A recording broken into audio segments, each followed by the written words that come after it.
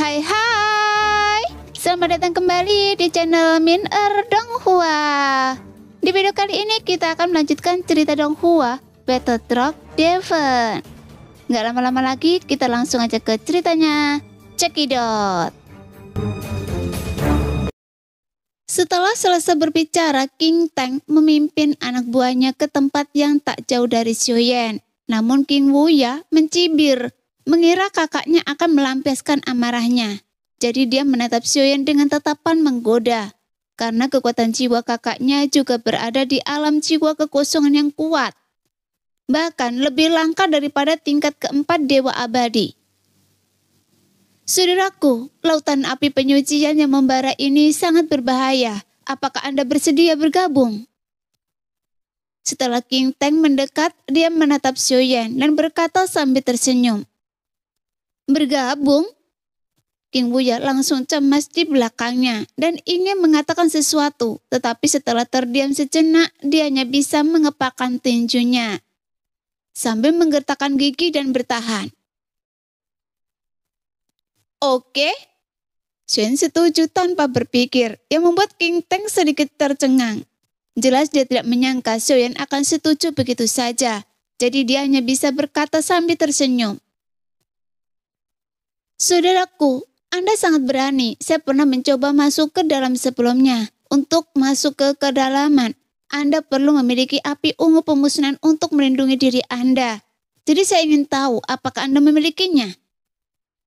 King Tang terus bertanya. Mendengar itu, Xiuyan mengangguk dan meluruskan tangannya. Kemudian seberkas api ungu pemusnahan muncul di telapak tangannya. Tidak apa-apa, kita semua memiliki api ungu pemusnahan. Selama semua orang berkumpul dan terus-menerus mengaktifkan api ungu pemusnahan, kita bisa aman dan sehat. Saya di depan dan Anda di belakang untuk melindungi semua orang. Sekarang termasuk Xiuyan, total ada 6 orang di tim pavilion Jiusuan Jindan. Meskipun jumlahnya tidak terlalu banyak, tetapi juga tidak terlalu sedikit. Meskipun Xiuyan tidak tahu apa yang ingin dilakukan King Tang, tapi Xiuyan juga ingin melihat apa yang ingin dia lakukan. Tingkat ketiga Dewa Abadi dan memiliki kekuatan jiwa alam kekosongan memang memiliki beberapa fondasi. Mengenai kekuatan King Tang, Xiuyan juga bisa melihatnya sekilas. Adapun orang-orang di sekitarnya tidak perlu ada yang ditakuti. Karena dengan kekuatan bertarung dan kekuatan jiwa Xiuyan, King Tang tidak mungkin menjadi lawannya. Saya dengar dari adik saya bahwa Anda juga mengenal Dewa Huachan dari alam Dewa 9 surga saya. King Tang menatap Xiuyan dengan mata berbinar. Jelas dia juga sedang menguji Xiuyan. Setelah bertemu dengannya beberapa kali, Xiuyan mengangguk. Melihat itu, mulut King Tang berkedut. Dia bahkan tidak bisa menahan diri untuk mencibir.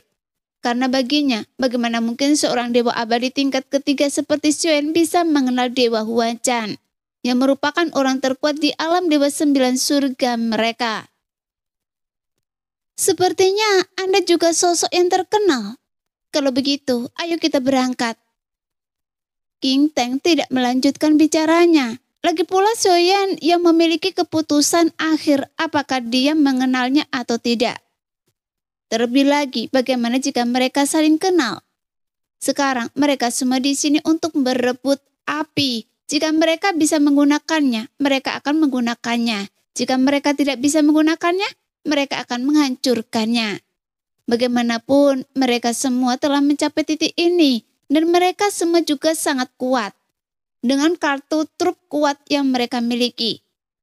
Jika mereka tidak sepenuhnya yakin, kebanyakan orang yang berhati-hati tidak akan bertindak sembarangan. Bagaimanapun mampu menjadi wakil master pavilion Jiusuan Jindan, pikirannya secara alami akan cukup teliti. Lagi pula, keistimewaan Xiuyan dapat dirasakan dari kekuatan jiwa kekosongan yang dipancarkannya dan percakapannya. Tidak. Sebelum mereka sempat memulai, banyak sosok dari klan Jin melompat dan menyerbu ke laut api penyucian surga yang terbakar. Tanpa rasa takut. Ayo, kita juga. Kita tidak bisa membiarkan orang-orang gila api itu maju duluan. Setelah Kinteng selesai berbicara, dia menatap Xiaoyan, dan keenam sosok itu pun membungkuk dan melangkah ke laut api penyucian surga yang terbakar. Kemudian suhu yang menyengat langsung terasa, dan beberapa orang dari pavilion pil emas Jisuan segera mengeluarkan pil hati emas dan memasukkannya ke dalam mulut mereka, sehingga semburan udara dingin tiba-tiba keluar dari tubuh mereka. Saudaraku, ini untuk melawan suhu panas di sini. Kinteng segera melemparkan pil yang sama kepada Xiaoyan. Setelah mengambilnya pil itu, Xiaoyan tanpa ragu langsung memasukkannya ke dalam mulutnya. Kemudian rasa dingin menjalar dari tubuhnya. Terima kasih, kata Xiaoyan perlahan. Kinteng mengangguk kecil. Sekarang Xiaoyan berada di belakang tim dan seharusnya ini posisi teraman. Tetapi ini juga posisi paling berbahaya karena mereka semua membelakanginya. Jika mereka menyerang secara diam-diam, maka peluang keberhasilannya akan sangat tinggi. Adapun alasan mengapa Kinteng menempatkan dirinya di posisi ini, karena orang kuat yang bisa mencapai level ini pasti tidak akan mempermasalahkan kebijaksanaannya. Kecuali jika punggung ini bukan tempat yang aman dan ada bahaya lain. Pada saat ini, api di sekelilingnya berubah menjadi penghalang. Tiba-tiba sebuah pedang api raksasa mengembun di udara. Kemudian langsung menebas keenam orang itu dengan sangat keras. Tepat ketika pedang itu jatuh, yang lainnya segera bubar secara bersamaan. Kecuali Xiaoyan, yang sedikit lebih lamban. Sialan, apakah dia memerintahkan saya di belakang untuk ini? Sambil mengutuk di dalam hatinya, guntur ekstrem tiba-tiba menyambar di bawah kaki Xiaoyan. Jelas, jika mereka bisa menghindar serangan seperti itu, Xiaoyan juga bisa. Sehingga pedang api raksasa itu tidak mengenainya. Namun pedang itu juga meledak saat ini. Kemudian membentuk gelombang energi yang menyapu. Kecuali Xiaoyan, api pemusnahan yang sama seperti lautan api melonjak dari tubuh mereka. Meskipun dampak ledakan itu hanya sapuan energi dari gelombang ledakan, sehingga daya rusaknya memang jauh lebih lemah. Jadi Xiaoyan hanya berdiri diam dan mengamati api pemusnahan yang datang bersama hantaman itu.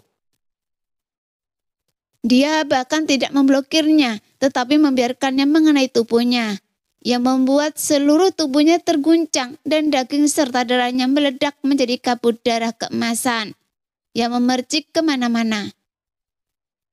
Melihat pemandangan itu, mata Kinteng terpaku. Menurutnya, Xiaoyan tampak tidak terlalu kuat, jadi dia mengira Xiaoyan akan terluka parah.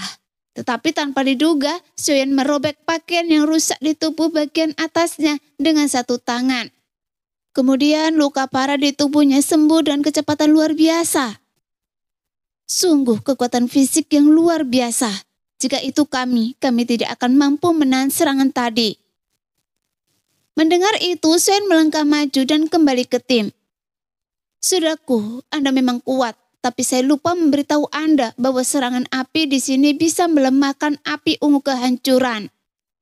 Kata Kinteng perlahan, namun Xiaoyan hanya mengangguk dan tidak banyak bicara. Sekarang tidak perlu memberitahunya, dia sudah mencobanya sendiri. Semuanya percepat langkah kalian, jika menunda hanya akan menyebabkan perubahan. Bagaimanapun tempat ini sangat berbahaya, jadi kita harus melewatinya dalam radius 1 batang dupa. Kata Kinteng dengan serius, sehingga kelompok itu mempercepat langkah mereka, dan sebelum mereka sempat pergi jauh, 5 kadar roh api raksasa tiba-tiba muncul di depan mereka, dan menyerbu ke arah mereka. Saudaraku, mari kita bekerja sama untuk menghancurkannya. Hati-hati agar tidak meledak, dan gunakan api ungu pemusnahan untuk melawan. Xiaoyan mengangguk, tapi dia tidak tahu apakah kadar roh api raksasa ini juga memiliki api ungu pemusnahan di tubuh mereka. Segera Xiaoyan menggerakkan tubuhnya dan berubah menjadi tubuh setinggi 10.000 kaki. Kemudian dia langsung meninju kadar roh api. Dengan pukulan yang lebih besar dari kadar roh api, dan kecepatannya begitu cepat sehingga kadar roh api itu tidak punya tempat untuk bersembunyi. War! Di bawah tinju Xiaoyan, kadar roh api itu langsung hancur dan berubah menjadi bola api, kemudian tiba-tiba meledak. Tapi Xiaoyan masih tidak menggunakan api ungu pemusnahan, melainkan menggunakan kekuatan tubuhnya untuk melawan. Tapi dia juga tidak mengandalkan tubuh fisiknya yang kuat untuk merasakan kekuatan aturan kehancuran ini. Karena jika dia ingin mendapatkan api pemusnahan, maka dia harus memiliki pemahaman yang paling mendasar tentang aturan api sekarang. Lagi pula, aturan kehancuran api ini sepenuhnya berada dalam batas toleransi Xiaoyan. Tepat pada saat ledakan, Xiaoyan tiba-tiba melihat seberkas api ungu melayang di tengahnya. Jadi dia tanpa ragu langsung melahap api ungu itu tanpa mempedulikan dampaknya. Pada saat ini, mata King Teng juga berkilat. Karena meskipun dia juga membunuh satu ekor, tetapi dia tidak bisa melahap api ungu itu ke dalam tubuhnya. Seperti yang dilakukan Xiaoyan. Sebaliknya, dia hanya bisa mengeluarkan sebuah labu merah dan langsung memasukkan api ungu ke dalam labu. Bagaimanapun mereka tidak seperti Xiaoyan yang tidak memiliki 7 kekuatan asal di dalam tubuh mereka. Jadi tidak berani melahapnya secara langsung. Nah, demikianlah video kali ini. Terima kasih yang sudah menonton video Min Er sampai selesai ya. Sampai jumpa lagi di video selanjutnya. Bye-bye.